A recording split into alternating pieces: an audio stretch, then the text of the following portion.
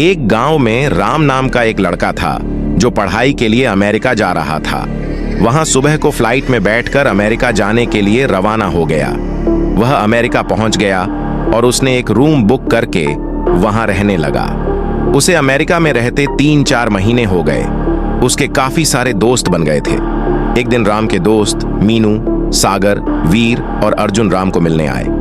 उनमें से एक दोस्त सागर ने कहा, हम सब कल रात को एक भूतिया घर में एक रात बिताने वाले हैं, क्या तुम भी चलोगे हमारे साथ? राम ने कहा, हाँ, मैं भी चलूंगा तुम्हारे साथ। 5 दोस्त वहां पर आ गए। वो भूतिया घर में एक रात बिताने के लिए तैयार थे। उस रात बर्फ गिर रही थी, पूरा चांद दिख रहा था। 5 दोस्त उस घर में जाने के लिए निकल गए। वे 5 उस भूतिया घर में पहुंच गए। वे 5 साथ में बैठकर बातें कर रहे थे। तभी उनमें से 2 दोस्त मीनू और सागर उस घर में घूमने चले गए। तीनों दोस्त राजू, राम और अर्जुन बैठकर बातें कर रहे थे। मीनू और सागर उस घर के कमरे में जाकर देख रहे थे। तभी सागर एक कपड़े के पीछे गया। मीनू उसे ढूंढने लगी और सागर को बुलाने लगी। तभी सागर मीनू के सामने आ गया। मीनू डर गई। वे वापस अपने दोस्तों के पास चले गए। उस घर में बहुत से कमरे थे और सभी दोस्त अपने अपने कमरे में सोने चले जाते हैं। मीनू और सागर एक कमरे में, अर्जुन, राम और वीर दूसरे कमरे में सोने जाते हैं। बाहर बर्फ का तूफान चल रहा था। आधी रात को एक ग्लास नीचे गिर जाता है। उसकी आवाज से सागर उठकर बाहर देखने आता है। तभी उसके सामने एक भूत आकर उसके पेट में चाकू मार देता है और उसकी बॉडी को छुपा देता है। वह डरावना आदमी मीनू के कमरे में जाता है। मीनू बेड पर सोई होती है। तभी वह चाकू से मीनू का गला काट देता है। मीनू मर जाती है। तभी वहां पर अर्जुन आ जाता है। वह चुपके से उस आदमी को देख लेता है और अपने कमरे में वापस आ जाता है।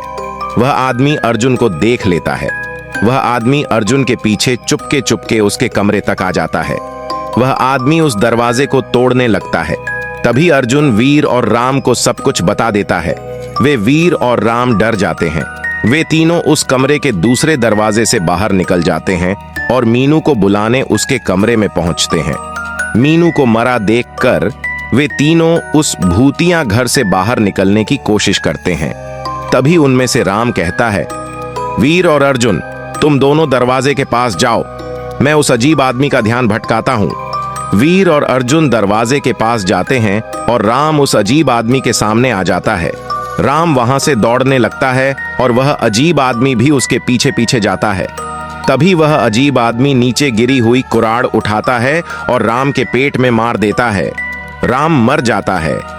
इस दौरान वीर और अर्जुन दरवाजा खोलते हैं। अंधेरे में बर्फ का तूफान चल रहा था। वे दोनों चुपके चुपके अपने शहर की ओर जाते हैं। तभी वह अजीब आदमी अपना ट्रक निकालता है और उन्हें ढूंढने चला जाता है। वे दोनों अजीब आदमी को दिख गए थे। उस अजीब आदमी ने उन दोनों पर अपना ट्रक चला दिया और उनकी बॉडी अपने ट्रक में डालकर अपने भूतिया घर में ले गया।